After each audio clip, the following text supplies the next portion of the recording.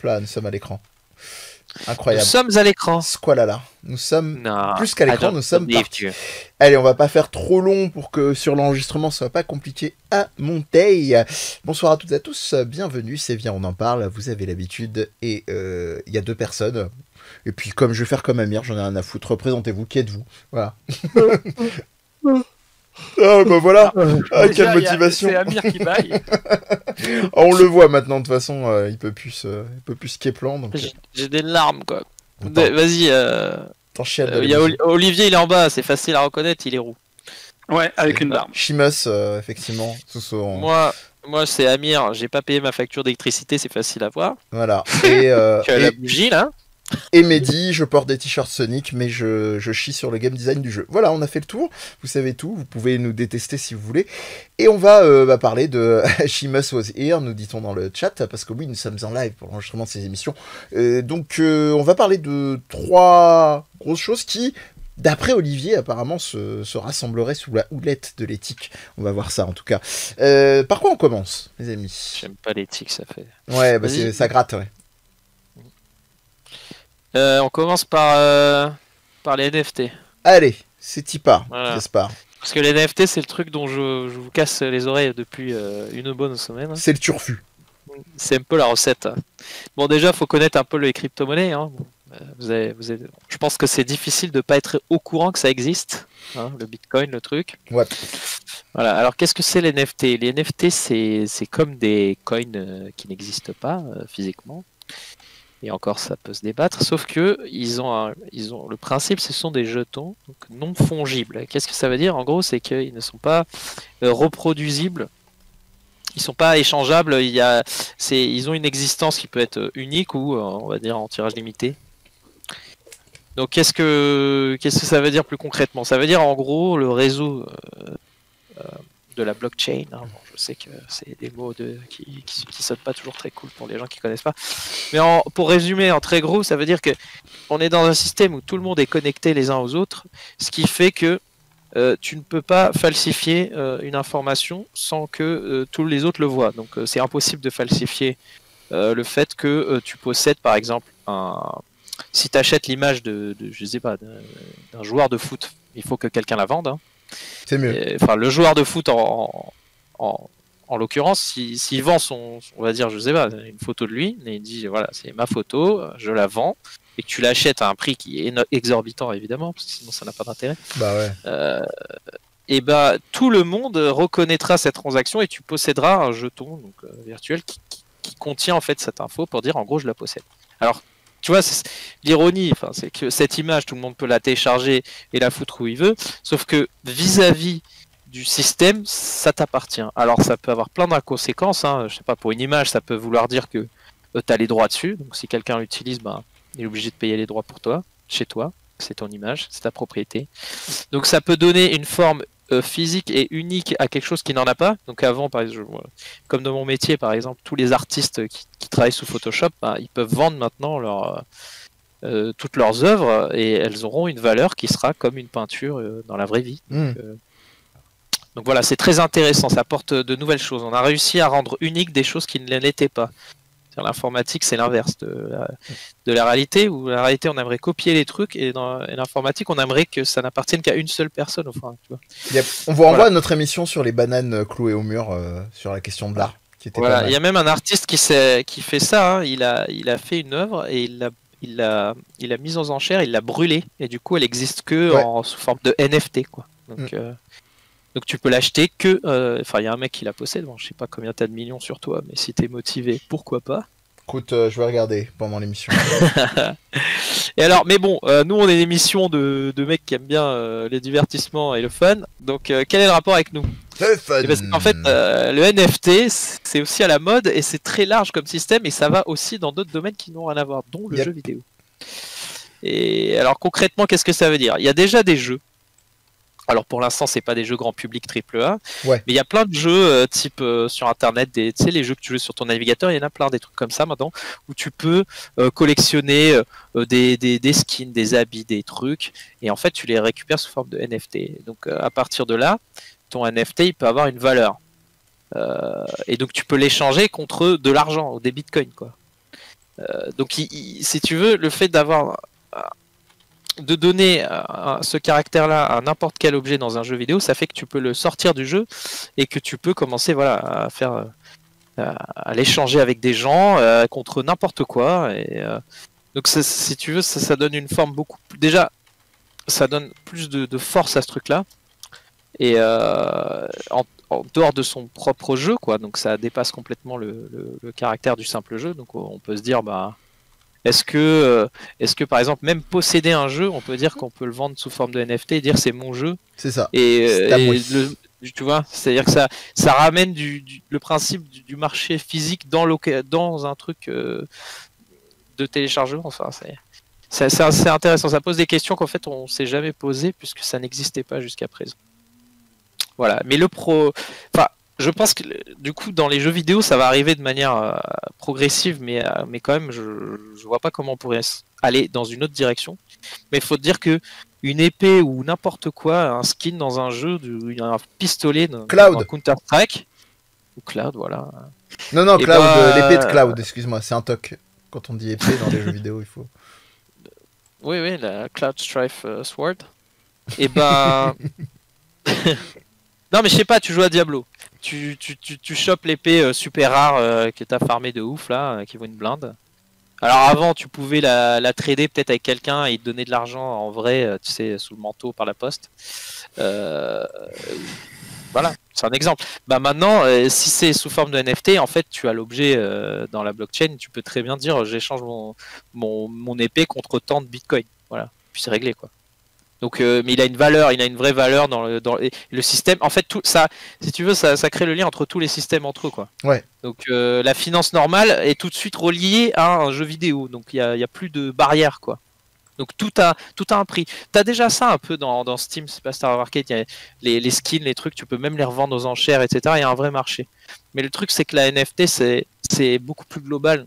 Il n'y a pas de limite, quoi. Donc pourquoi je vous parle de ça? Parce que déjà je trouve ça super intéressant, puisque ça crée des nouveaux... C'est-à-dire que des gens qui vont peut-être se dire, mais en fait c'est peut-être un bon investissement d'aller chercher ça dans ce jeu, parce qu'après je peux le revendre, donc tu vas avoir des commerciaux qui sont à côté d'un petit gars qui arrête pas de jouer toute la journée, lui dire, ah non mais attends, on va faire un gros... on va faire de l'argent là-dessus, là, va farmer l'épée là un petit peu. Tu vas commencer à avoir ce genre de réflexion qu'on avait peut-être pas avant, quoi. Je pense que au-delà de ma blague sur l'épée de Cloud et compagnie, on est peut-être à genre de réflexions qui vont être aussi, et là je me tourne au-delà de toi Amir vers Olivier, peut-être aussi intense en termes de logique d'industrialisation, de dimension unique des objets, que ce qu'il y a pu y avoir avec ce que décrivait un auteur qui s'appelait Walter Benjamin sur l'industrialisation effectivement des œuvres, et où il se posait la question avec le cinéma en termes, et donc la reproduction technique en fait des œuvres artistiques, et on parlait effectivement notamment du cinéma. Et là, dans tout ce que tu nous amènes depuis tout à l'heure, on est clairement là-dedans, et c'est intéressant de voir comment ça va, et je te rejoins complètement, il faudrait être un peu Miro sur les bords pour se dire que ça arriverait pas, comment ça va migrer à un moment donné. D'une certaine manière, ça existe déjà, c'est-à-dire les fameux jeux de cartes avec événements et machin, d'une certaine façon, pas aussi abouti que ce que tu nous décris, ça existe. Donc t'as qu'à voir les mecs qui font des streams entiers pour tel booster va popper, j'ai acheté tel truc et on va voir ensemble quelle carte va arriver dont je vais être l'heureux propriétaire. Enfin voilà. Mais il y a plein d'exemples que j'ai pas cités juste avant que tu parles, Olivier, mais les plus gros là, c'est toutes les stars commencent à vendre des cartes d'eux-mêmes. La NBA a commencé à lancer une espèce de comme des cartes Panini à l'ancienne. La WWE aussi. Voilà, qui commence déjà à taper dans les plusieurs centaines de milliers d'euros. Voilà. Il y a... Qu'est-ce qu'il y avait d'autre donc oui, il y avait les cartes. J'ai oublié, j'ai complètement oublié. Bon, c'est pas grave. Vas-y, Olivier, au revoir. Alors... Elle est où la caméra? Donc non, attends, parce que ce sujet-là, il me laisse à la fois... Enfin, c'est assez paradoxal. Il peut me laisser complètement perplexe et en même temps, il génère chez moi beaucoup de questionnements. Alors, je sais que ce que je viens de dire est complètement contradictoire, mais non, déjà, il faut commencer L'un n'empêche pas l'autre. Il faut commencer par le fait que je suis personnellement complètement hermétique à ce qu'on appelle le principe de rareté. J'aime je suis quelqu'un d'assez esthète, j'aime ce que moi j'appelle les beaux objets, même si c'est très subjectif. On pourrait s'étonner que tu dis ça, vu que tu es un collectionneur de jeux physiques. J'aime je suis J'aime me battre aussi, dans une certaine mesure. J'aime me battre et j'aime me beurrer la biscotte. Mais je suis matérialiste au sens où j'aime les objets physiques. Mais je suis hermétique au principe de rareté, c'est-à-dire moi je m'en fous de savoir que l'objet que je possède, il y en a 50 millions qui le possèdent aussi. Tant que je l'ai. Tant que je l'ai, exactement. Non, mais c'est ça. Mais c'est complètement ça. Donc ça, c'est une première chose. Ensuite, je pense qu'on touche à un sujet qui me fait dire, clairement, à l'aube de mes 40 ans, ça y est, je suis un vieux, quoi. Ça y est, j'ai le sujet qui me fait dire... Je suis un vieux parce que je comprends pas, en fait. Je suis dépassé. I hear a boomer out there. Non, mais dans le sens où, tu vois, autant je peux comprendre, même si je suis hermétique au principe de rareté, je peux comprendre quand un Lacan se procure l'origine du monde, le fameux tableau de la chatte de la madame, et qu'il la met dans son cabinet et qu'il la cache derrière des rideaux, enfin, d'après ce qui était dit, et que il est dans la contemplation, parce que c'est une peinture et une photo, il y a une différence. Peu importe la qualité de la photo, la peinture, il y a une dimension supplémentaire. Et je peux comprendre, peut-être à tort, plus facilement cette envie de posséder un objet unique, une peinture comme ça, avec toute la symbolique qu'il y a derrière aussi, hein, et tout ce qu'on y projette, enfin bref.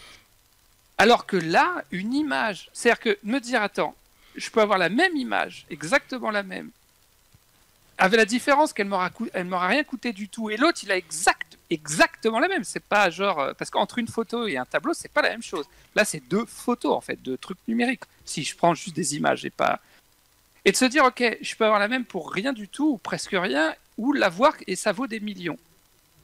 Alors ça c'est le côté un petit peu hermétique de ma personne, et en même temps il y a une autre partie de moi qui te dit ah voilà, on a mis le doigt dessus. Toutes ces personnes, il y en a qui l'assument complètement, hein, mais toutes ces personnes qui n'assumaient pas le fait que, en fait, ces choses-là sont des valeurs refuges pour certains. C'est-à-dire, à un moment donné, un moyen de pouvoir épargner de l'argent dans le but que ça prenne de la valeur. On en parle.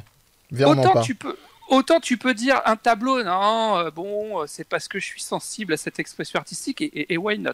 Why not? Autant là, non. Non, c'est pas vrai. C'est pas par rapport à l'objet culturel en lui-même. C'est par rapport au fait que tu as envie Et alors, par contre, à ce moment-là, moi, à partir du moment où c'est assumé, j'ai aucun problème là-dessus. Mais voilà, on met le doigt dessus sur le côté, si je ramène ça, parce que tu parlais tout à l'heure de la banane, le côté, en fait, le but, c'est pas tant l'œuf pour certains, c'est le fait que ça leur permette de pouvoir épargner de l'argent d'une manière ou d'une autre, et dans l'espoir que ça prenne de la valeur et que plus tard, si jamais ils revendent... peut être plus fiable que de la peinture, tu vois, parce que ça se dégrade pas avec le temps. Oui, complètement. Mais par contre, je reste quand même étonné de savoir qu'à un moment donné, il y a quelqu'un qui va... Parce que c'est vraiment... Il va falloir voir dans le temps, mais j'ai conscience que les jeux que je vais avoir, par exemple, dans ma collection, ils vont avoir une valeur, et puis à un moment donné, ça descend, quoi. Quand les mecs comme moi seront tous morts, je suis pas convaincu qu'en fait les générations c'est comme d'après, certains les vinyles ou des trucs, tu vois, des trucs de brocante, etc. On voit bien comment ils se dévaluent tout seuls. Et alors que là, c'est la question. Bon, il y a que l'avenir qui nous répondra, mais c'est le bienvenue dans le monde de la bulle spéculative, quoi. Ouais, je suis d'accord avec toi. Mais encore les une fois, NFT, c'est super large, hein, ça peut même remplacer des notaires. Hein. Donc c'est pas exclu qu'un jour on puisse acheter des appartements avec des NFT. Ça nous parle de... Et là, les notaires en PLS. Mais non, mais je te jure que c'est vrai. Pourquoi? Parce que c'est le rôle que remplit un notaire. C'est-à-dire donner une certification que quelque chose est arrivé ou que tu possèdes quelque chose. Et donc en fait, la blockchain, c'est que c'est tellement fiable par essence, que c'est tout le monde qui est témoin et pas juste toi le notaire, et il envoie une lettre au gouvernement pour que ce soit au courant, que effectivement il y a rien de... Par essence, il y a peut-être rien qui est aussi fiable que ça. Il y a des gens dans le chat qui me font voyager avec les blisters. effectivement, dans lesquels j'ai aimé mettre soit mes comics, soit remettre certains de mes jeux. J'avais une époque effectivement très protectionnisme, on va dire, et ça parle aussi des amiibo, tiens, hein, NFT, NFC. Moi, si vous voulez, je vous mets une pièce qu'il y aura bientôt des amiibo qui n'existent pas. C'est déjà le cas. Bah Tu peux ouais. les avoir en carte. Il y avait il y avait les fameuses cartes réalité augmentée de la 3DS déjà. Mais là, en fait, ce dont on parle, quand on ramène ça à la dimension du jeu vidéo, ça existait déjà, la différence qu'il n'y avait pas le caractère unique de la chose. C'est-à-dire que ça fait longtemps que sur des jeux comme Diablo ou World of Warcraft, pour citer que cela, il y avait un marché parallèle et tu pouvais acheter sur des les objets... sur les Meuporg, ouais, des objets qui avaient une certaine rareté, et donc du coup, moyennant finance, t'avais même des mecs, en fait, c'était un peu leur taf, quoi. C'est-à-dire, en gros, ils farmaient, et puis après... Oui, mais en fait, le truc, c'est que les NFT, ça va connecter tous les jeux entre eux aussi. C'est-à-dire, imagine, t'as farmé dans un jeu, tu commences un autre jeu, tu peux échanger ce que t'avais fait avant contre quelque chose dans un autre jeu. Donc, en fait, quelque part, ton investissement n'est peut-être jamais perdu, et il te sert toujours à réinvestir dans d'autres jeux après. C'est une théorie, hein. Si tous les jeux sont comme ça, oui, c'est possible. Et on va tous finir avec des casques à réalité virtuelle. On va plus bouger de chez nous. Non, mais en gros, ça serait quand même intéressant. Tu sais, quand tu finis un jeu et que tu as fait toutes les quêtes, que tu te dises, bah, je peux peut-être en faire quelque chose, en fait. Ça peut peut-être me servir. Je rejette pas en bloc l'intérêt que peut avoir cette technologie, mais c'est vrai que pour le moment, elle me laisse perplexe. Même en tant que boomer. Même en tant que boomer. Ah, mais là, complètement assumé. Voilà, ça y est, c'est bon. Non, mais t'imagines, je te dis, mec, je viens de finir Spider-Man, du coup, je peux tous vous payer un petit resto. Tu vois? Parce que tout est interchangeable. Donc, tu vas faire peut-être, voilà. Hein, puis t'imagines bien qu'il va y avoir les cafés qui vont faire nous on accepte les jetons World of Warcraft pour acheter des cafés. On accepte que les gens qui ont platiné le jeu Miles Morales. Ou alors le gars qui débloque le skin super rare dans je sais pas quel FPS avec Battle Royale forcément. Voilà, et qui dira non mais moi je me suis acheté une maison, j'ai préféré plutôt que d'avoir le skin. Je voulais investir dans la pierre. Je suis complètement ce genre de mec parce que pour le coup je m'en fous complètement des skins. Bien sûr. Je m'en fous, moi je veux jouer, donc peu importe le look que mon personnage a. Donc oui, je serais tout à fait ce genre de mec. Par contre, très opportuniste qui arrive, il y a un moyen de se faire un billet sur un malentendu. C'est pour ça que je vous en parle, c'est parce qu'il y a moyen de se faire des billets. Voilà, quand est-ce qu'on fait des NFT sur viens, on en parle avec des photos. Bah écoute, on va vendre cette émission. Non, on va vendre cette émission, sachez-le. Voilà. Bientôt. Au plus offrant. Voilà, au plus offrant. Ce que le mec m'a dit, c'est qu'on apprend en direct. D'accord, Mehdi, bah allons la vendre alors. Allez. Donc ouais, après faut voir effectivement ce que ça peut donner. Vous voyez comment les dérives. Enfin, pardon, Abir, t'allais partir sur autre chose peut-être. Non, vas-y. Non, simplement, je me demandais, vous voyez comment les dérives, si tant est qu'on puisse parler de dérives. Bah, mec, tu veux une dérive, genre, je t'échange le gun gold dans le prochain Counter-Strike contre un poumon, tu vois. Ça va, c'est pas trop disproportionné. En même temps, t'en as deux. J'ai envie de te dire. Non, mais je pense que ça l'est pas, parce que si tu connectes tout, il y a que la monnaie entre les deux qui fait le lien, mais en gros, malheureusement, c'est un peu ça, quoi. Il y a un peu de ça. C'est la monnaie qui dirige le monde, c'est la monnaie qui dirige la Terre, et puis c'est bien comme ça, on peut rien y faire, disaient les nègres marrons. T'imagines le mec, je farme des prostituées, moi. Enfin, je farme pour que des prostituées viennent chez moi. Ah oui, bah là c'est après c'est encore une autre économie. Mais des dérives. Mais c'est possible. On c'est possible. Vu que maintenant ce genre de service est officiellement. Est-ce qu'on peut classer le premier tweet à 2 millions comme une dérive? Ah, ça c'est une bonne question. Bah, non, c'est disproportionné, mais c'est pas une dérive. Oui, donc pour expliquer quand même, c'est pour les gens qui connaissent pas. Donc, est-ce que c'est une dérive ou pas? Je ne sais pas, mais en tout cas, le mec qui a créé Twitter, il a vendu son premier tweet en NFT. Donc, qu'est-ce que t'en fais? Je ne sais pas. Il est fort. Moi, j'ai du respect pour cet homme. Je ne sais pas. Après, lui, il doit se dire, mais putain, il y a quand même un mec qui l'a acheté, quoi. Ouais. Mais non, mais moi, je me dis, je l'aurais vendu. Après, je me suis dit, il a vraiment acheté, le gars. Il a vraiment acheté mon tweet. Non, mais voilà. Non, mais tu vois, t'as les dérives comme ça et t'as les trucs bien. Genre, par exemple, si c'était ça que je voulais dire tout à l'heure, j'ai oublié, mais genre Nike, je crois qu'ils veulent foutre des NFT maintenant. En gros, quand t'achètes une paire de chaussures, rares, là, parce qu'il y en a plein qui les collectionnent, t'as aussi la version NFT pour dire je l'ai, quoi. Donc peut-être que, je sais pas, avec une assurance ou quoi, si elle prend feu, elle disparaît, tu pourras dire, bah je l'ai, en fait. Mais donc, là, ça remplace du coup le certificat d'authenticité. Voilà. Mais c'est ça le principe du NFT. Mais c'est marrant parce que à la fois ça peut être 100% virtuel comme dans le tweet, mais en même temps ça peut aussi être rattaché à un objet qui existe. Et comment tu peux être sûr que tu te fais pas piquer tes NFT? Parce que en fait, Ça, c'est une bonne question. c'est comme pour la blockchain. Tu peux pas faire une transaction sans que tout le réseau la valide. Et si tu commences à changer des trucs dans ta base de données, t'es exclu automatiquement. Donc le seul moyen que le NFT il aille chez quelqu'un d'autre, c'est que tu lui envoies. Et donc pour que tu lui envoies, soit c'est toi qui l'as envoyé, soit effectivement tu t'es fait pirater ton compte. Oh, t'inquiète ça, pas qu'il y a ça des arrive. petits moyens qui vont créer aussi des chaînes de validation sans pirater ton compte. Hein, et vont faire croire que c'est bon alors qu'en fait. Non, déjà, bah non, tu peux pas faire la transaction. Franchement, c'est impossible. C'est impossible parce que je veux dire, je sais pas si vous êtes au courant qu'il y a plus. Pourquoi il y a plus de PS5? Il y a plus de PS5 parce qu'en fait tout le monde fait du mining. Et donc c'est quoi le mining dans la blockchain? En fait, c'est que une technique de connard. Donc tous les mecs ont acheté les cartes graphiques et tous les composants dont on a besoin là, pour pouvoir jouer, ils l'ont acheté pour faire tourner ces cartes parce que ça leur fait de l'argent. Donc à chaque fois qu'il y a une transaction, donc un NFT que tu vends ou que tu achètes à Bitcoin, peu importe, il faut qu'il y ait il y a je sais pas combien de machines dans le monde qui doivent faire des calculs très compliqués pour arriver au même résultat. Et c'est ça qui fait que c'est impossible de le falsifier. C'est trop complexe et par essence c'est pas possible d'aller foutre son nez au milieu et de tout trafiquer. Et ça a pris plusieurs années, c'est pour ça que le Bitcoin s'est pas envolé tout de suite, mais maintenant que les gens ont compris que c'était fiable et que c'était impossible à falsifier, bah, maintenant on commence à voir émerger toutes ces façons de voir les choses. Et, en bon boomer que je suis, je comprends pas en fait. Comment ça se passe? T'as ton NFT, donc c'est une donnée numérique, mais t'as quoi? Tu l'as dans ta petite clé USB? Alors, non, en fait, c'est très simple.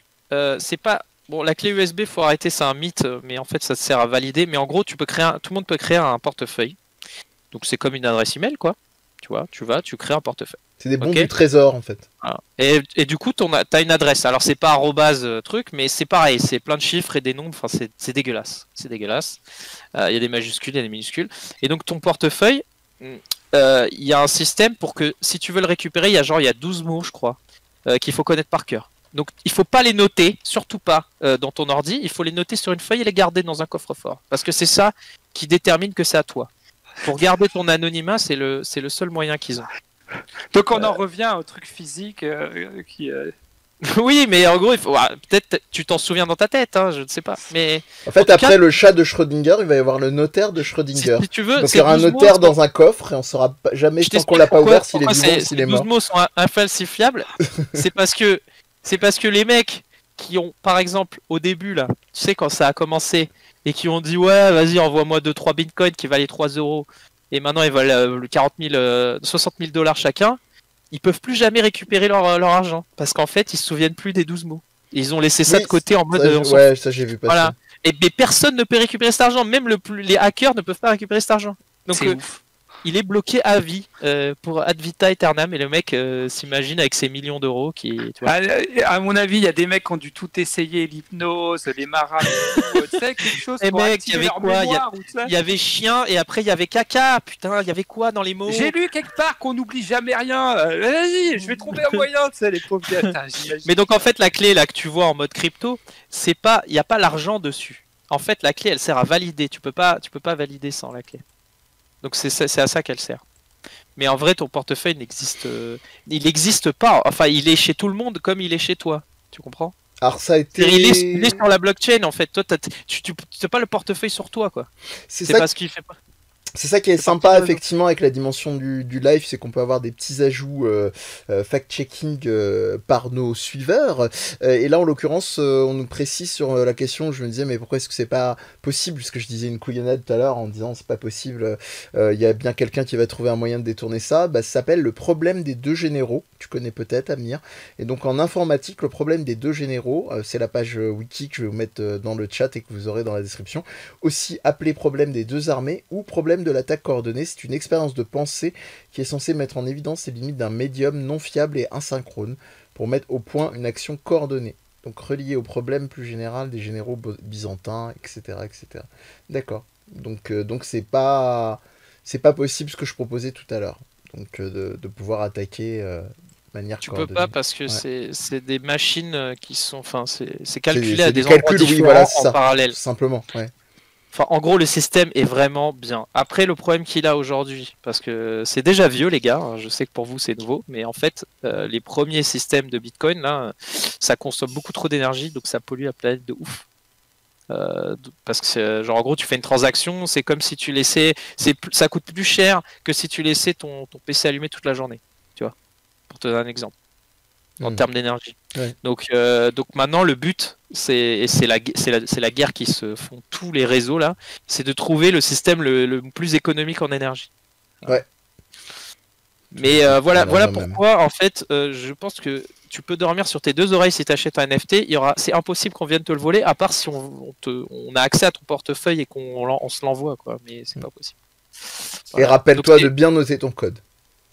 mais c'est ça l'ironie, parce qu'on a toujours pensé que l'informatique c'était pas fiable, les disques durs ils peuvent lâcher, tu vois, t'as beau copier tes données, ça peut mal transférer. Là, je te dis, en gros, c'est un système, c'est encore plus fiable que dans la réalité, quoi. Donc, je sais que ça va être très dur, même pour moi. Hein. Moi, j'ai pas de NFT, hein. Moi, je fais que des cryptos normales. Ouais. Et puis de toute façon, tu vois, ça veut rien dire. Genre, je vais acheter. Snoop Dogg s'est mis à vendre des cartes de lui. Qu'est-ce que je vais en faire? Qui va me les acheter? Il faut être sûr que quelqu'un derrière va surenchérir. En Ouais, fait, mais il est sinon, malin, il va mettre de la bœuf dedans, de la bœuf digitalisée. mais en tout cas, il est malin. Et bah, il y a toutes les Ça, c'est stars. certain. Là, je sais plus comment elle s'appelle, la blonde là, qui a les Adèle, autres. Paris Hilton. Paris Hilton.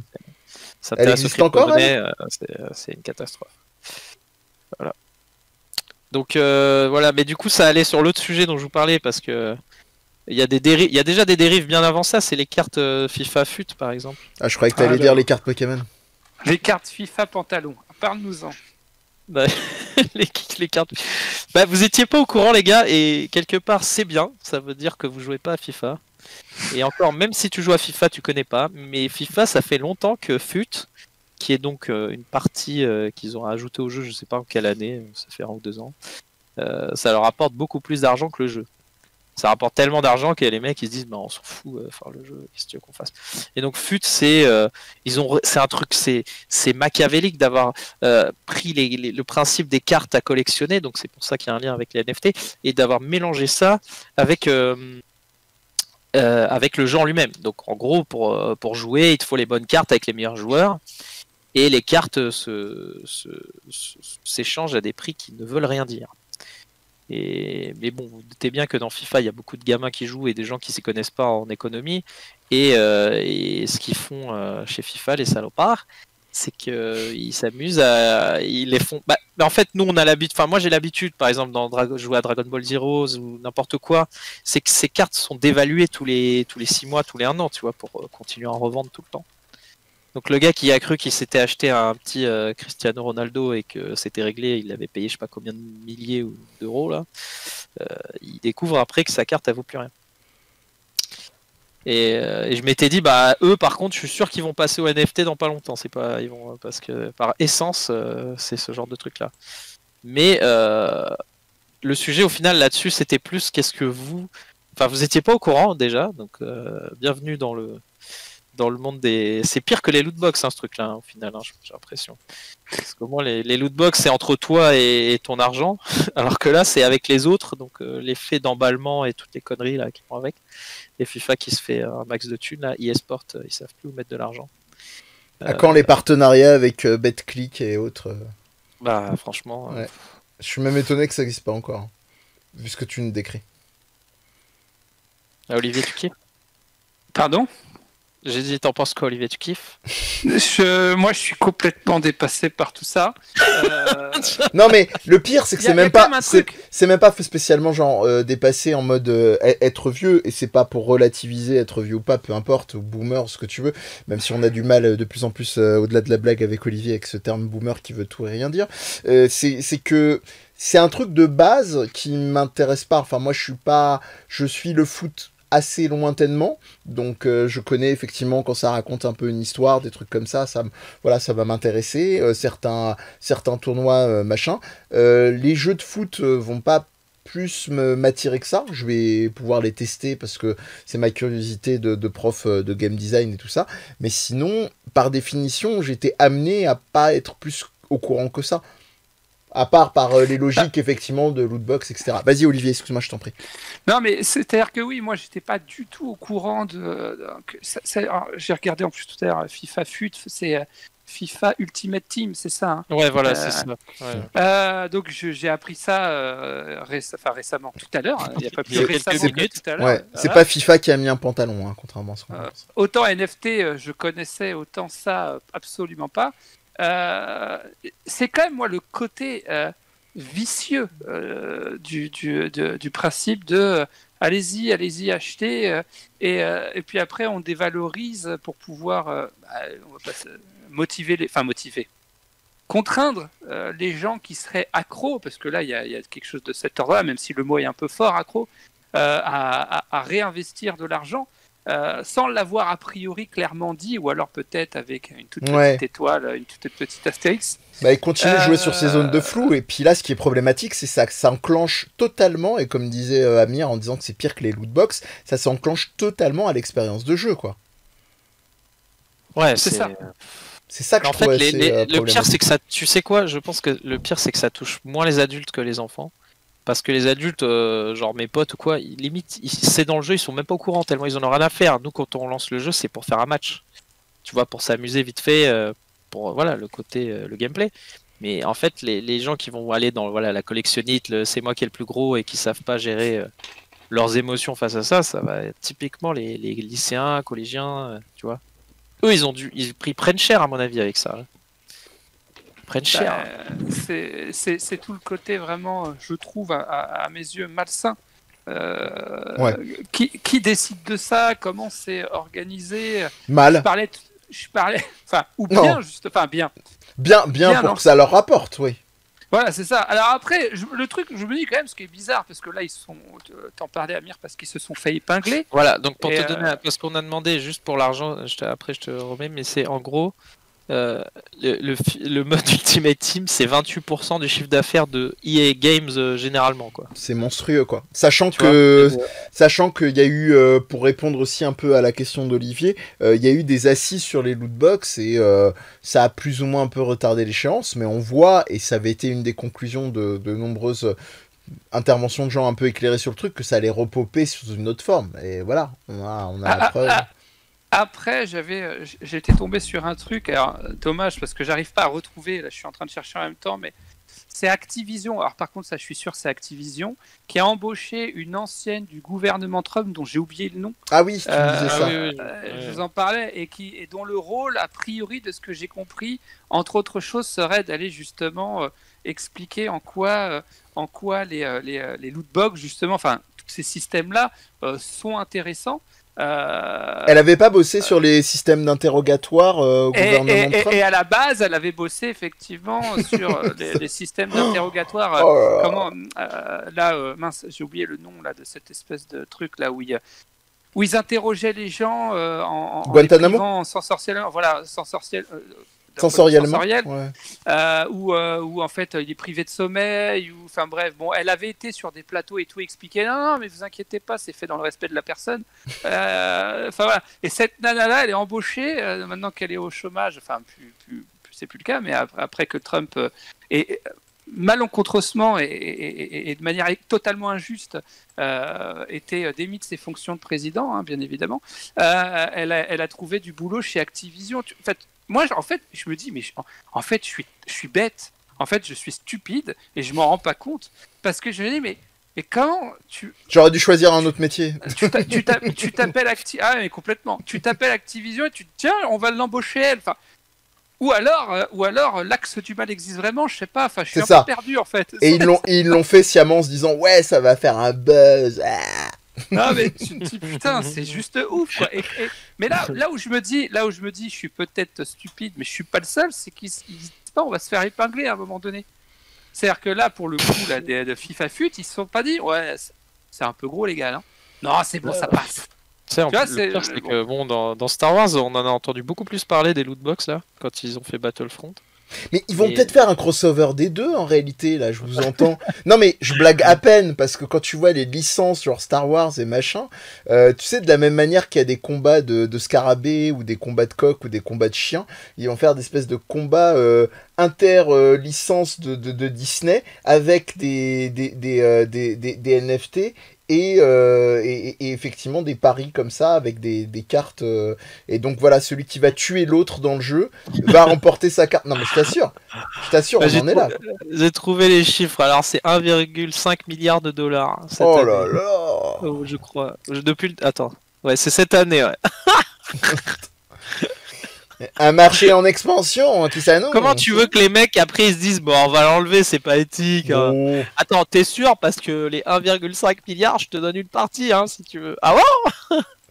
Ah ouais, bah je et là le Denis Brognard qui sommeille en toi s'exprime. Ah ouais, alors là, 1,5 milliard, avec 1,5 milliard, tu peux faire taire beaucoup de gens. Ah, on va pouvoir faire la piscine avec ça. Oui, bon, j'avais dit que c'était. T'imagines tous les mecs là, ouais, j'avais dit que c'était abusé, mais bon.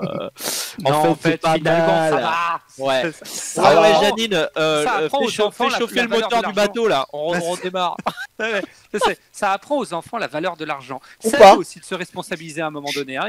Et puis ça apprend aussi à parents à faire attention à leurs mômes. Hein. S'ils les laissaient pas faire tout et n'importe quoi, Merde. ils se retrouveraient pas à découvert de 5 000 € parce que le petit Timéo a acheté toutes les. Mais bon, là t'as l'éthique en mode, c'est grossier donc tout le monde le voit. Moi je peux te parler d'éthique. Tu sais, il y a plein de jeux où il y a des manques d'éthique comme ça que tu vois pas.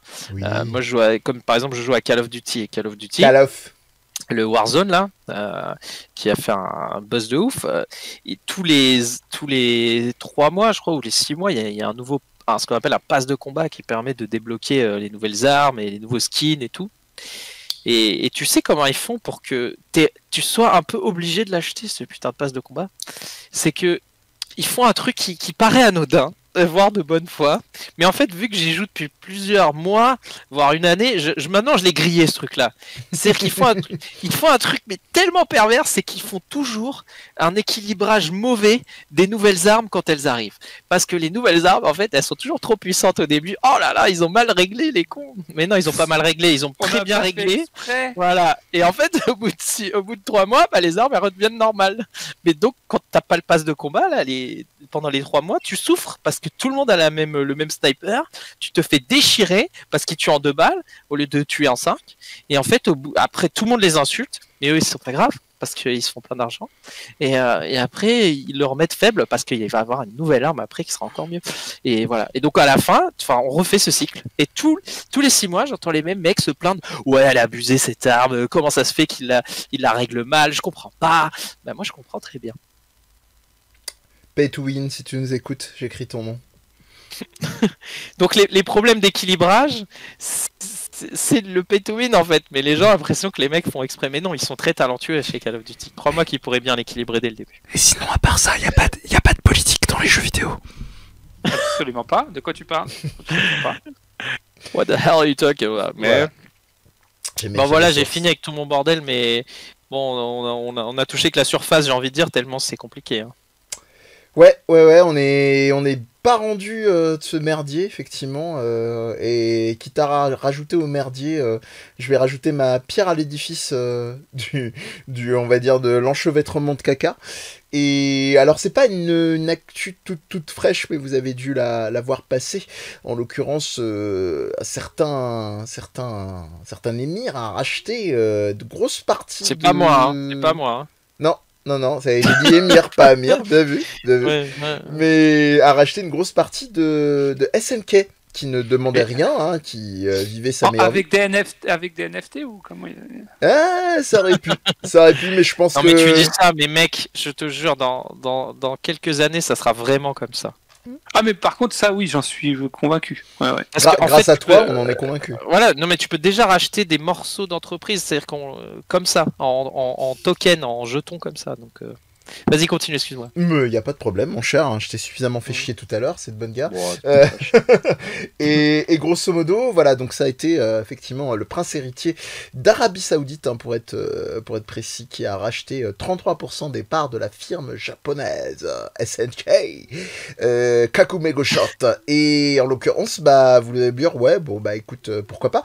Sauf que, si vous suivez pas trop, c'est pas un reproche, mais on va quand même vous le dire, on va vous l'apprendre, parce qu'on est quand même Viens on en parle, et qu'on essaye un petit peu entre deux trucs rigolos, de dire des trucs quand même un peu sérieux. C'est que, grosso modo, ce monsieur, il est connu pour avoir fait des putschs et des coups d'état à répétition, des trucs pas très funky fresh, hein, c'était pas genre spécialement pour le bien du pays, mais c'était retenir effectivement dans le pays des mecs de son gouvernement ou d'autres gouvernements parce que ça arrangeait d'autres partis plus hauts qui pouvaient lui donner encore plus de pognon qu'il en avait déjà, et puis aussi des trucs, voilà, si vous ne connaissez pas, tapez Arabie Saoudite droit internationaux de l'homme, et puis vous pourrez voir des trucs assez sympas. Donc, évidemment, vous voyez venir, ça pose la question. À l'heure où, juste avant d'apprendre cette nouvelle, moi j'étais en mode « Ah, King of Fighters 15, c'est trop bien, je suis trop heureux ouais !» Voilà. Et donc là, effectivement... Alors, je ne sais pas, à l'heure actuelle, j'ai pas vraiment d'avis définitif. Franchement, je vais pas faire genre, je sais pas, est-ce que je vais boycotter ou quoi que ce soit, je vais pas vous la faire à l'envers. Mais, en tout cas, la question se pose. Est-ce qu'effectivement, je vais me fournir le jeu ou pas? Est-ce que, effectivement, c'est, clairement, on va pas se leurrer, parce que, alors, il y a deux choses. Il y a les gens qui vont se dire, oui, mais c'est bon, ils ont pris que 33% des parts, ils sont pas acteurs majoritaires, tu vas donner tes sous plus à SNK qu'à ce monsieur-là. Mais, ce qu'il faut savoir, et je remercie les copains de Back Gros Point qui avaient fait un podcast, on vous mettra le lien très très pointu là-dessus, c'est qu'en réalité, ce bon monsieur d'Arabie Saoudite, dont je vais essayer de pas écorcher le nom, donc en le retrouvant, Mohamed Ben Salman, a une fondation qui s'appelle la Misk Charity. Et cette Misk Charity, c'est un truc qui promeut, oh là, je parle bien la France moi ce soir, promeut ce qu'on appelle le soft power saoudien. Donc le soft power, très rapidement, c'est tous les moyens qui sont mis en avant pour faire briller un pays, une nation, sans qui s'opposent à ceux du hard power qui est la guerre. Donc en gros, le soft power, c'est comment les États-Unis ou le Japon brillent dans le monde avec leurs séries télé, leurs animés, leurs jeux vidéo, etc. etc. Et en gros, tu commences à te dire, c'est chaud quand même. Enfin, le mec, il veut asseoir sa nation qui est pas très très tip-top canon au niveau des respects des droits de l'homme, en prenant SNK comme tremplin direct de ça, entre autres choses. Donc voilà, on en est là. Je sais pas jusqu'à quel point je vous l'apprends ou pas, mais qu'en pensez-vous ? Moi, j'étais déjà au courant, ça fait un moment en plus, il me semble. Après, j'ai un rapport au temps qui est un peu particulier. Ça avait commencé à popper en novembre. Ouais, c'est ça. Hein. Fin novembre. Ça pose toujours la question, pour moi. Effectivement, une fois qu'on le sait, qu'est-ce qu'on fait ? Et dans tous les cas où on ne sait pas. Ma grand-mère. Et dans tous les cas où on ne sait pas, parce que des filous qui investissent de l'argent dans des entreprises vis-à-vis desquelles on va consommer les produits, desquels on va consommer les produits, il doit y en avoir d'autres. Sauf qu'on n'est pas forcément au courant. Alors après, effectivement, il y a la dimension de la filouterie. Il y a filouterie, les décideurs. Les décideurs complotistes. Les ronds de cuir. Toujours est-il. C'est vrai que alors après, moi je joue pas trop au jeu de baston, mais c'est vrai que s'il sortait un Metal Slug. S'il sortait Street of Rage 5. Il fait moi le malin. C'est pas SNK. Non, c'est pas SNK, mais c'était pour le mettre en PLS pendant un petit temps. Non, tu veux me mettre en PLS, tu me connais, Mehdi, tu me dis, Oui, un un bon Zeldo. Metal Slug, Oui, un Metal Slug ou un Zeldo. un bon Metal Slug, non, mais pour SNK, quoi. J'avoue que je suis en transpi. Après, je me connais quand j'ai décidé de boycotter quelque chose, je suis peut-être un peu têtu, Ouais. je vais jusqu'au bout. Donc, je pense que clairement, moi, je passerai mon chemin. Tant pis. Mais honnêtement, faut être honnête. Est-ce que ça va avoir un impact? Non, faut avoir conscience de ça aussi. Maintenant, le truc, ça pose cette vraie question de et si on était un petit peu plus pointilleux et si on se rencardait un peu plus, je pense que ça remettrait beaucoup de choses en perspective en matière de consommation, quoi. Ah oui, complètement. Comment tu te positionnes en fonction de X ou Y produits. Moi, je sais que c'est comme toi, hein, je peux être très très carré, tête de mule, et clairement boycotter certains produits, même des fois sur des trucs qui sont autrement moins gravissimes que l'exemple que je viens d'invoquer ici. Donc, voilà. Tu vois, on me dit que, comme en témoigne, on me dit que Capcom a fait venir un investisseur, un mec pas très clean. Putain, Monster Hunter, devoir renoncer à la licence, merde, quoi. Il a réussi à le placer.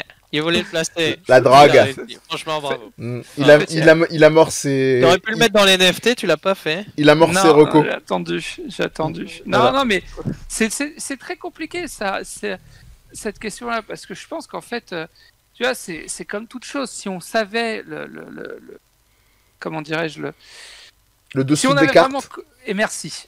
Si on connaissait le dessous des cartes, on pallierait à bien des reprises. Hein, Mais pour autant, est-ce que... Et ça pose une vraie question d'éthique, à mes yeux. Est-ce que l'œuvre... doit-on dissocier l'œuvre de l'investisseur? Voilà, on en parlait avec l'acteur et le catcheur juste avant de commencer l'émission. J'ai pas entendu ça, je sais pas ce qu'il s'est dit. Maintenant tu le sais. Pour moi, ça se dissocie pas. Le mec qui ramène les fonds, je peux pas dissocier parce que c'est pas tant une question d'œuvre, mais de retour sur investissement. En fait, c'est ça, moi, qui chez moi va me faire réfléchir. C'est pas parce que l'œuvre de l'artiste, il y a ce que me rapporte l'œuvre à moi, c'est comment elle me fait réfléchir ou pas réfléchir d'ailleurs. Tout ne doit pas forcément faire réfléchir, mais d'un point de vue émotionnel ou autre, elle m'apporte et il y a l'artiste. Mais là, c'est le mec investit des ronds, donc il veut en récupérer, sinon il ne le ferait pas. Et moi, je contribue à ce qu'il en récupère. Et que va-t-il faire de ces fonds? Et là, c'est même pas, en réalité, l'enjeu, dans un premier temps, hein, c'est même pas des ronds, parce que ce mec-là, j'ai envie de te dire, c'est même plus un compte bancaire qu'il a, quoi. Mais oui, bref. Et puis il y a aussi, oui. Ouais, mais c'est surtout une vision vraiment fondamentalement et profondément politique, clairement propagandiste entre les lignes, quoi. Les deux sont liés, mon cher ami. Ah non, mais toujours, on le répète souvent ici et ailleurs sur des podcasts, et bien on en parle. Il y en a un qui dit, mais dans ce cas-là, tu peux pirater le produit. Alors, je t'avoue, j'avais pensé à deux choses. J'avais pensé soit à me le faire offrir. Alors là...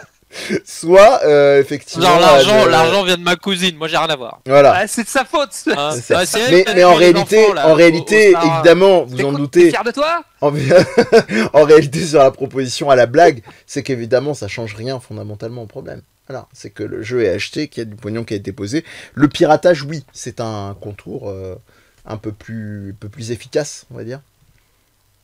Mais bon. Voilà. En tout cas, moi, je joue plus aux jeux SNK depuis qu'ils sont devenus moches. Oh. Donc ça fait longtemps que je joue à SNK. Parce que là, tu parles genre, ouais, il y a un arabe un peu dangereux qui est arrivé dans le game. Mais attends, il y avait déjà des Chinois avant et ils ont tout massacré le truc. Donc pour moi, SNK, ça doit rester japonais. Bon, enfin. Et alors, peut-être que cette rumeur est complètement fausse, mais moi, il me semblait que SNK au Japon, ils étaient pas mal proches des Yakuza, quoi, avec toutes les machines ça c'est historique, ça. C'est Ça c'est historique. vieux, mais maintenant Ouais. SNK c'est chinois, c'est plus japonais. Hein. Et puis les, Oui, non, moi, je te Yakuza, parle d'avant, c'est quoi. plus japonais de toute Ouais. façon.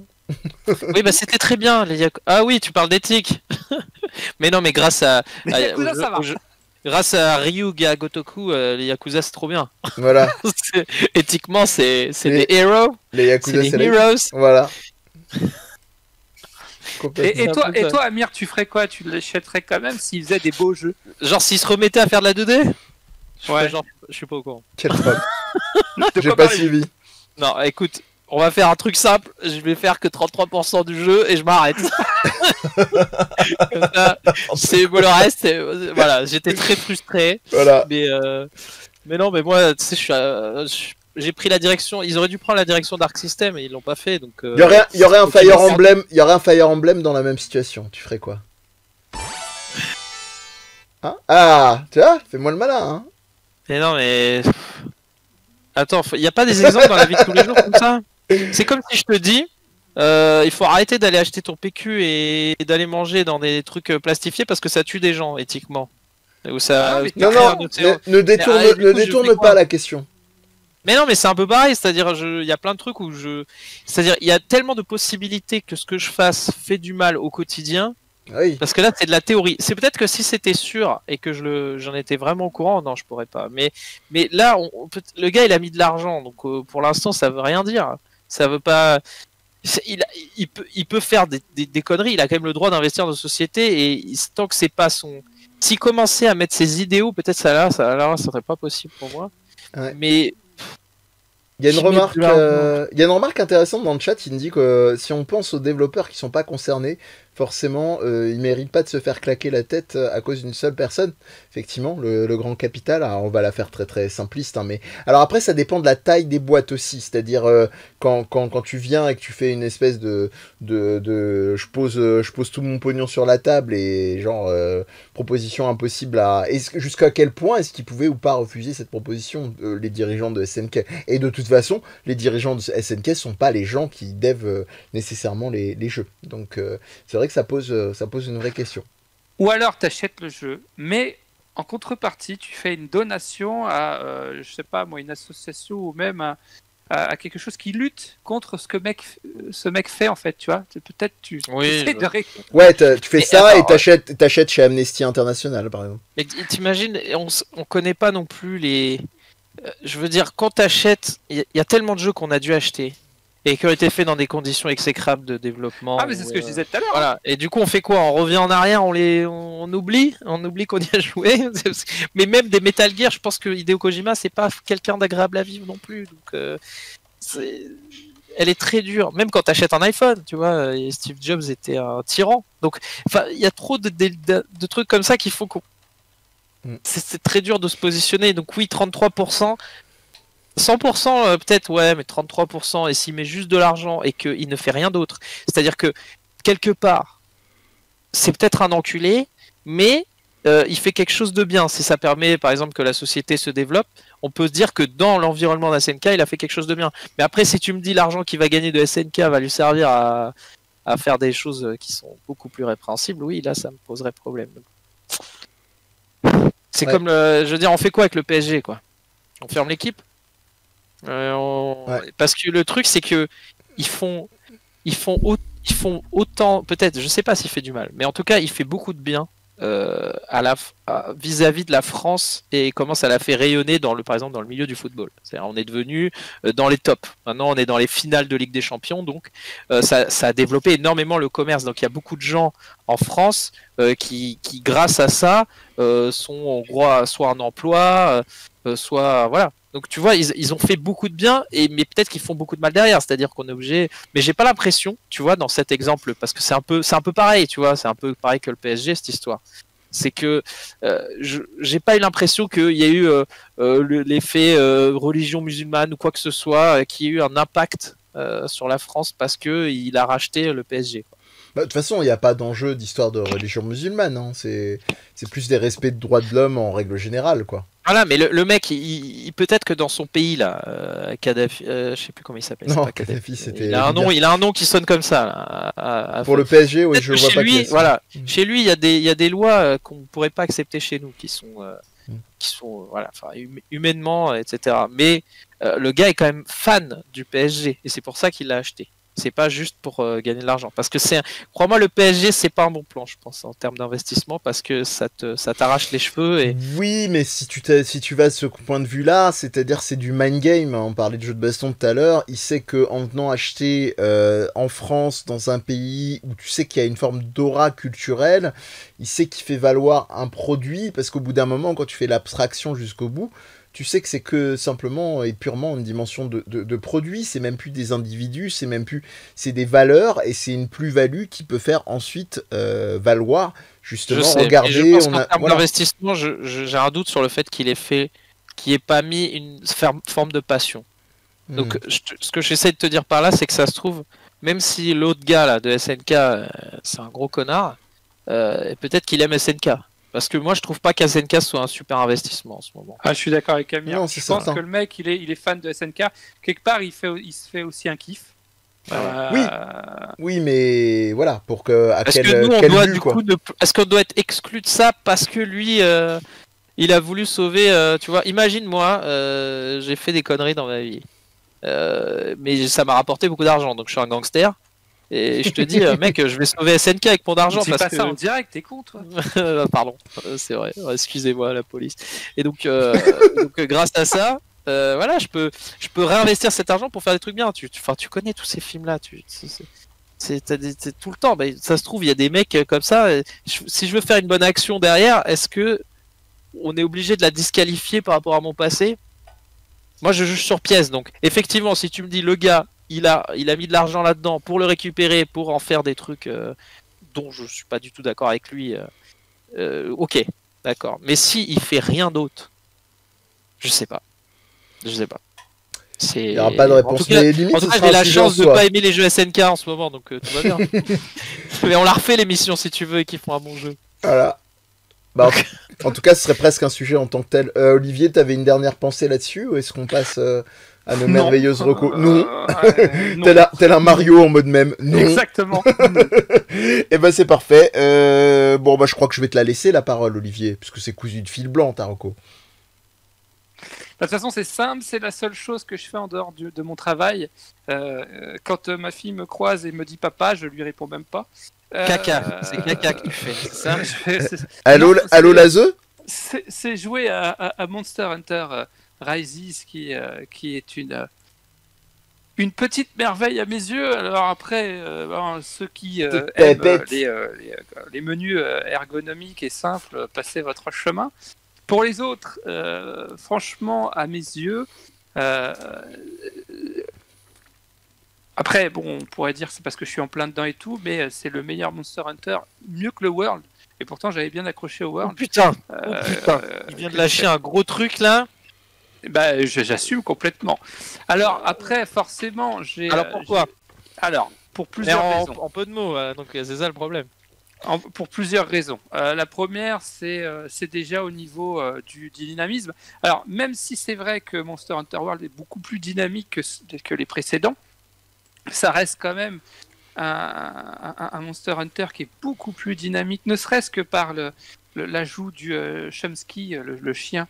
Est-ce que tu lis les commentaires ou pas? Non. Alors, non, il s'en fout, il a aucun respect du public. Est-ce qu'il est bien optimisé?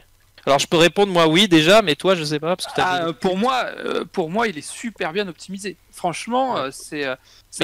D'ailleurs, moi j'ai été choqué, je te le dis, parce que j'ai joué 5 minutes, mais visuellement, je m'attendais pas à ça. Genre j'ai l'impression que c'était un ton au-dessus de tous les jeux que j'ai vus sur Switch. Enfin je sais pas si ça fait. Moi ça m'a même donné envie de me prendre une Switch Mini finalement. Alors après, je sais pas, moi j'ai 2 Switch, j'en ai une mini, une normale. Ouais. C'est vrai que je joue quand même pas mal sur grand écran. C'était une blague. Et la Switch mini, l'écran est quand même petit. Quand je joue sur la Switch... la Switch mini avec cette interface, moi je joue sur Switch mini, je sens déjà que j'ai... C'est de la merde. Non, ça dépend pour les jeux. J'avais commencé avant Monster Hunter Rises Hades. Ouais, on est d'accord. Hades, c'est super bien sur la Switch. Très bien sur Switch Mini. Bref, pour en revenir à Monster Hunter, donc dynamique, les philoptères et le Chomsky rajoutent beaucoup dans le dynamisme. Chomsky, le linguiste? Non, je crois que c'est comme ça qu'il s'appelle. C'est les chiens sur lesquels tu peux grimper d'ailleurs. Ah, le toutou là. Ouais. Et Les toutous YouTube. donc maintenant tu as un palico et Ouais, t'as un chien et un chat. plus donc, un en hibou. gros. Un hibou, on Et un ne hibou, sert pas à grand c'est- chose, mais Ouais, C'est c'est l'arche un du hibou, Bleu et ouais. contre. Fake news, les hiboux, c'est dans Zelda. Et donc ouais, du coup, tu te déplaces beaucoup plus vite sur la map. Avec les philoptères, les combats sont beaucoup plus aériens. Le fait de pouvoir piloter les monstres est vraiment une dimension super sympa et stratégique. Ah, on nous dit, c'est vrai qu'il y avait des cochons avant, on les a perdus hein, quand même. Hein. Ah oui, c'est Dans vrai. World, voilà. Est-ce qu'on pourrait dire que c'est Animal Crossing avec de la chasse? Oh putain, arrête. Qu'est-ce C'est que nul tu Animal racontes, là Crossing. Qu'est-ce que tu racontes Non. Et on va ravoir une émission, on va demander un droit de Non, non, mais réponse attends, encore. Et pour un mot, là. finir, et Ouais. juste pour finir, les musiques sont incroyables. La musique Non, est mais attends, j'ai incroyable. oublié de parler d'un truc là, c'est une tendance que j'ai vue dans 2 jeux là qui vont. Donc, c'est la japanisation, féodalisation là. Ah, De- mais moi je suis refait. Hein. On est Franchement, d'accord, je suis client. nous c'est Client. un peu notre Madeleine des Prestes. Comme on dit. Exactement. Ah, non, des non, Prestes. Comme les- FUT, tu vois, FUT, Prest. Ah non, moi, là, l'univers, effectivement, Japon médiéval. Mais c'est avec, bizarre parce que moi je croyais que le Pokémon était lié, à la limite c'était dans le même univers, parce que c'est ce délire de tout foutre en mode Japon féodal là d'un coup. Je sais pas ce que c'est. quand ton personnage sort des petits allez ou des trucs comme ça, moi, je suis. Bon, il y a les voix Jap, heureusement, comme d'hab. Hein. Ah ouais, bah, Yare deux. Faites le jeu avec les voix Jap, sinon ça sert à rien. Sinon tu rates tout. Et, tu rates non, et les musiques vraiment sont en général. Enfin, moi, je suis La musique plutôt est client des incroyable. musiques. Et je suis plutôt client des musiques Monster Hunter, mais là, franchement, en tout cas avec ma sensibilité à moi, je suis refait. Mais- D'ailleurs, Mais c'est pas un jeu qu'il faut. Parce que ça, j'ai beaucoup de problèmes avec Mehdi là-dessus, qui m'a lâché comme une merde quand on s'est connus. Mais pour moi, Monster Hunter, c'est un jeu de Le vieux PSP. Hein, c'est un jeu PSP, il y a très longtemps, et il fallait avoir des amis. Et j'avais pas d'amis. Et j'ai souffert parce que je voyais ce jeu, mais je disais, mais l'animation il est trop bien, ce jeu il a l'air trop cool. Et j'avais pas d'amis. Et Mehdi il me dit, on joue à Monster Hunter World. Et je sais pas ce qui s'est passé. Il a voulu faire un 10e podcast ou un truc comme ça. Non, Et même du pas. coup, Tu sais très bien ce qui s'est passé. Il s'est passé ma question, Olivier, c'est- l'interface de connexion. Mais Olivier, tu joues tout seul ou c'est un jeu qu'il faut jouer Non. avec des gens moi, je joue en ligne parce qu'il y a un truc que j'apprécie avec cette licence, c'est que la communauté, on a affaire à des personnes qui ont le sens des responsabilités. C'est-à-dire, les mecs en En parlant de général commu. se comportent plutôt bien. Mhm. Moi, j'ai commencé cette licence sur le tard avec Monster Hunter Tree sur Wii U.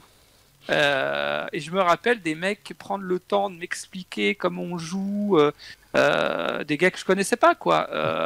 Et c'est vrai que sur le World, au début, je me rappelle les premiers instants, je trouvais qu'il y avait certains joueurs qui avaient des comportements, mais ils restaient pas longtemps, en fait. Passé un certain niveau, en fait, tu les trouvais plus parce qu'ils avaient décroché, je pense. Là, j'ai pas du tout eu cette sensation. Mais t'as sur pas le des Rises. compagnons de jeu réguliers. Sur celui-ci, pas encore. J'en avais sur le World, du coup, des personnes pareilles que j'avais rencontrées. On Je dirait trouve que qu'on- c'est un jeu, on dirait c'est un qu'on jeu parle qui, de site pour moi, c'est libertin. le jeu des bros, tu vois, qui se font une aventure ensemble, quoi. Il y a un peu ça. Carrément. Putain, au moment où C'est je vrai dis- que- Au moment où je dis on dirait qu'on parle d'un site libertin, lui il dit, il dit ça. Bang Bros.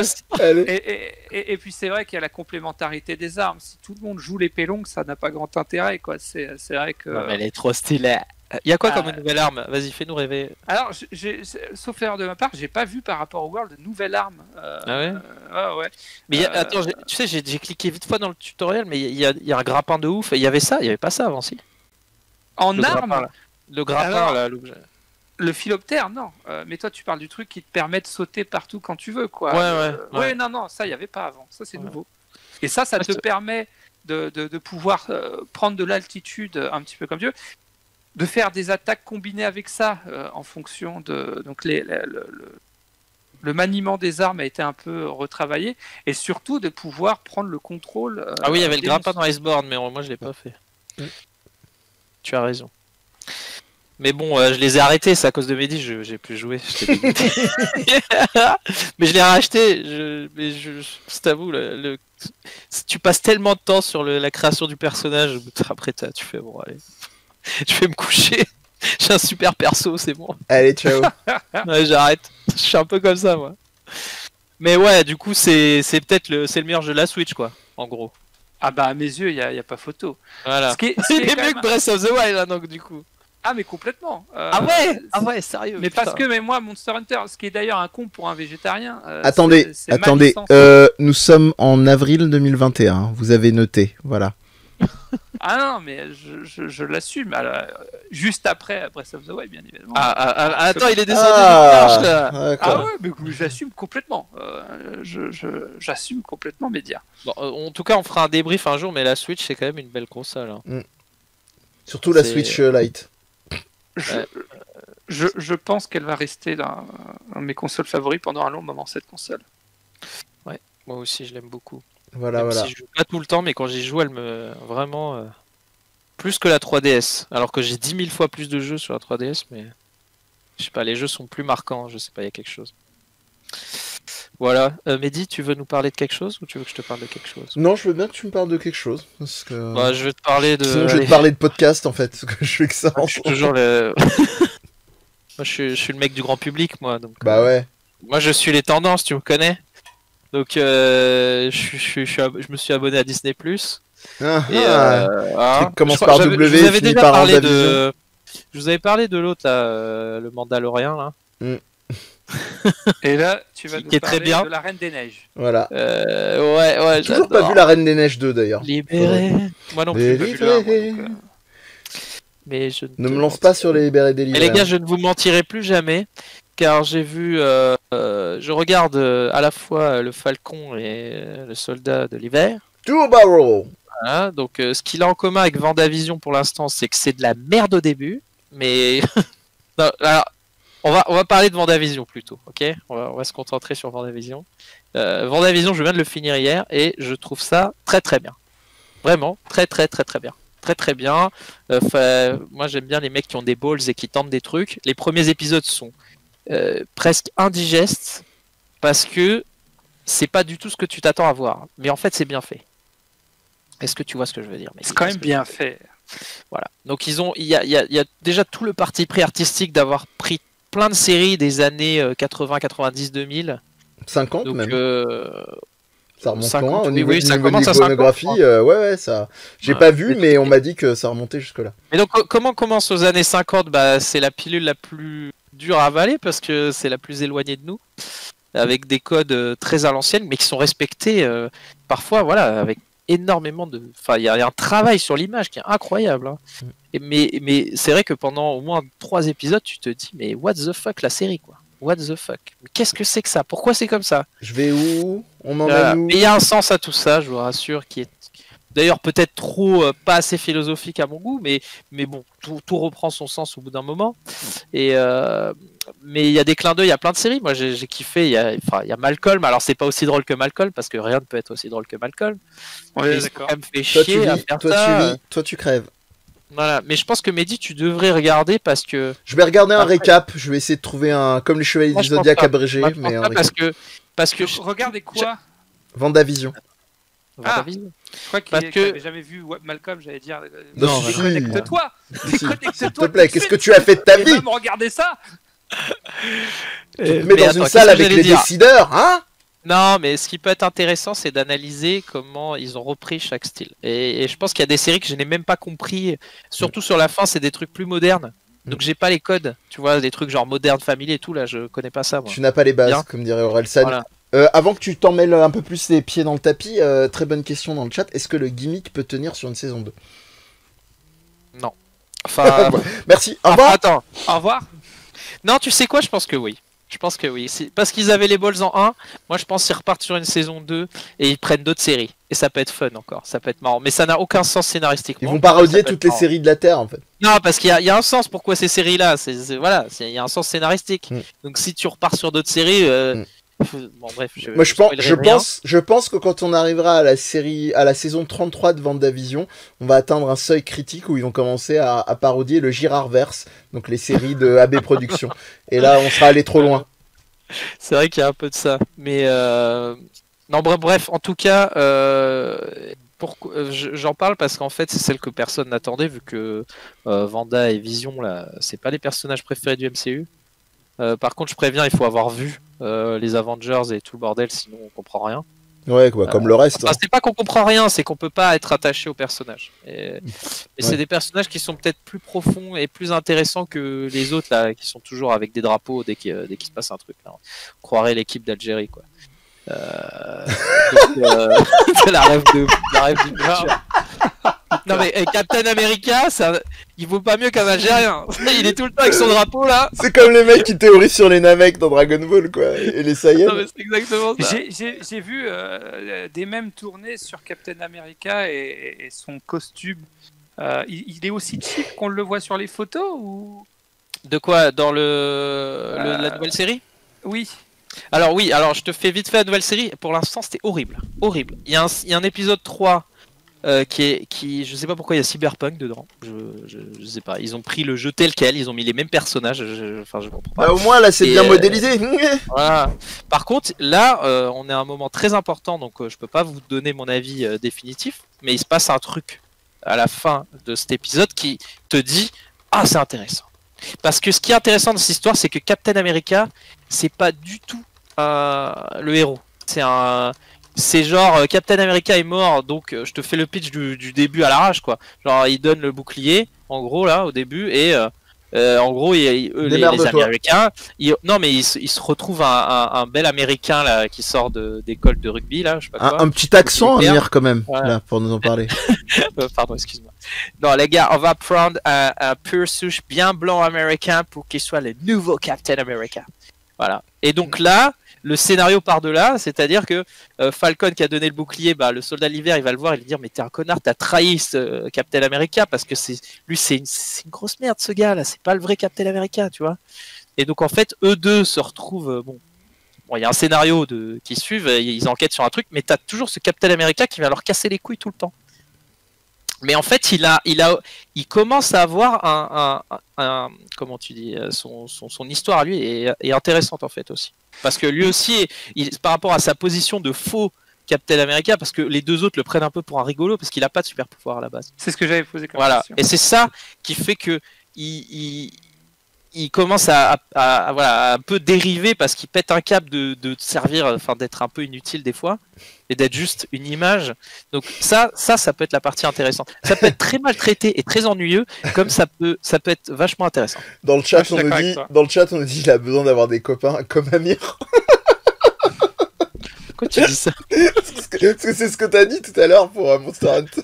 C'est ça. Mais oui, non, mais tu m'as trahi, mec. Tu joues sans moi. C'était pour relancer la machine. Un bâtard. Mais je sais pas si je regarderais, pour être franc, Amir, parce que en plus, en gros, c'est attention, instant snob, hashtag.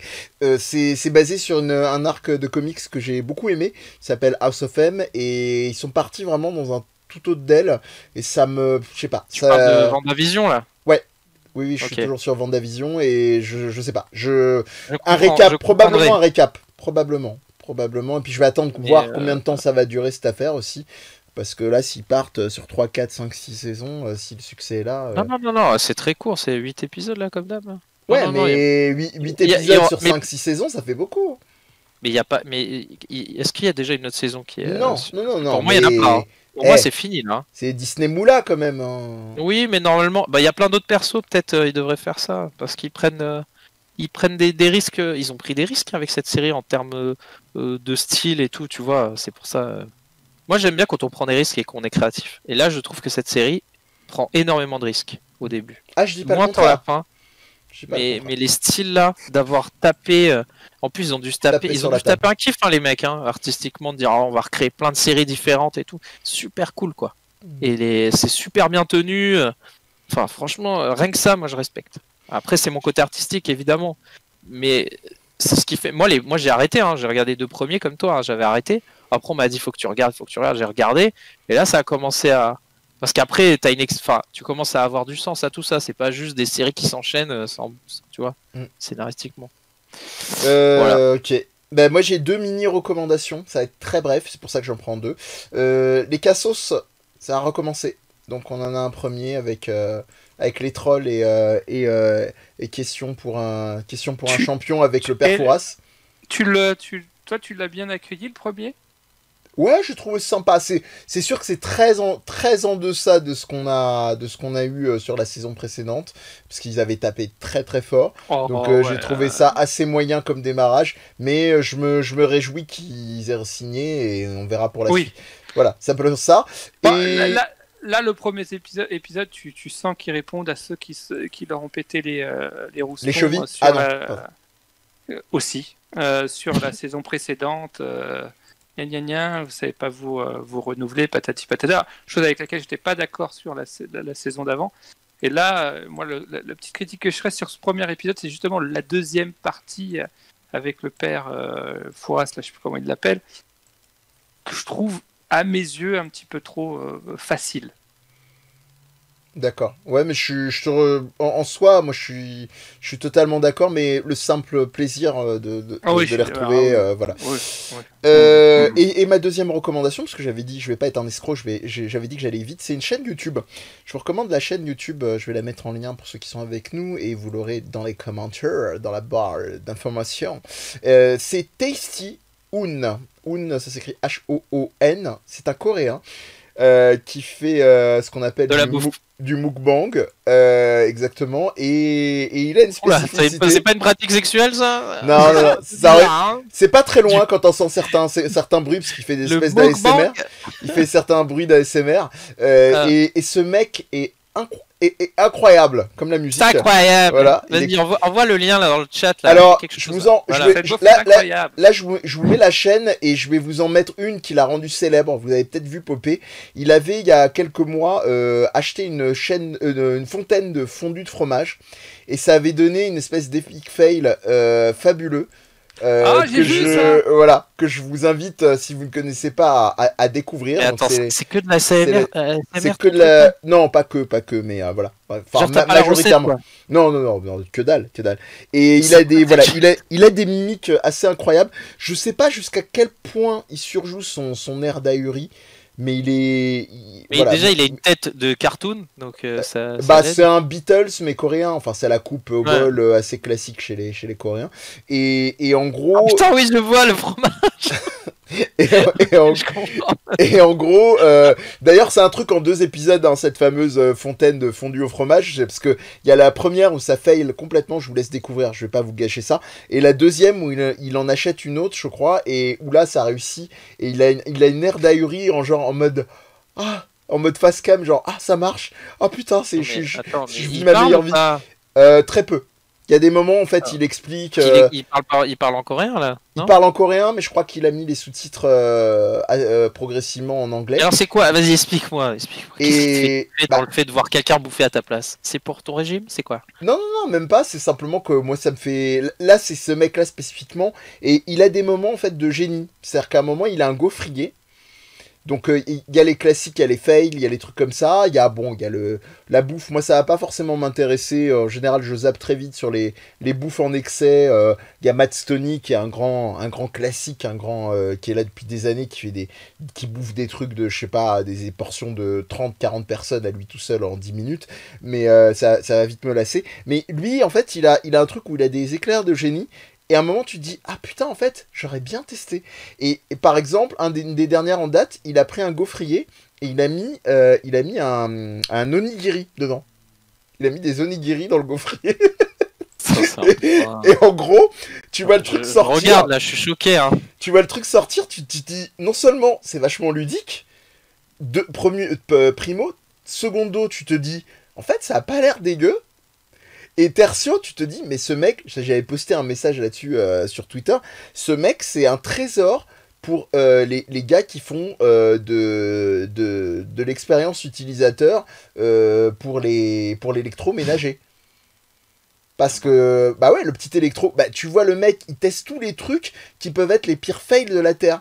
Donc ce gars-là, pour moi, je trouve, c'est un service client, c'est un SAV à lui tout seul, quoi. Donc voilà, je vous invite à aller voir, c'est assez fascinant, ne serait-ce que simplement au pire la fontaine de fromage, vous regardez, c'est magique, c'est vraiment magique. Il se met à chialer en plus après. C'est assez merveilleux après le fail, donc voilà, Les gars qui trouvent ces trucs. Bref, c'est coréen. voilà. Voilà, le te mec... dis, à Paris, tu peux pas lancer ça. En France, tu ne peux pas lancer cette chaîne. Tu n'as pas assez de bouffe dégueulasse pour visuellement des trucs complètement barrés. Ça s'importe, hein. Ça s'importe. Hein. Sérieux? Ah bah, les épiceries. Le temps qu'elle arrive. Maintenant, c'est un peu plus à galère, mais bon, tu sais, en timant bien ton truc, si t'as un petit succès, tu regardes les trucs à la con merdiques de dégustation, ça fait des années qu'on est abondé de trucs complètement peu originaux. Ouais, aujourd'hui, on fait la dégustation Candy San en couple. Ah, donc, et ces trucs-là, ça a des dizaines de milliers de vues, quoi. Donc, voire plus. Hein. Donc, voilà. Je vous recommande Tasty Un. Qui me fait bien rire et qui des fois me met en appétit. Ouais, des fois, il Sur un donne malentendu. peu la nausée. Hein. sur un malentendu. Ouais. Voilà. Ok. Et ben, je crois qu'on a fait un joli petit tour, les amis. Est-ce que... je voudrais dire merci à nos petits viewers parce que c'est Ouais. bien d'avoir des gens en direct. Mais grave, c'était Tout à super. fait, c'est vrai. Super dynamique et très très actif ce soir.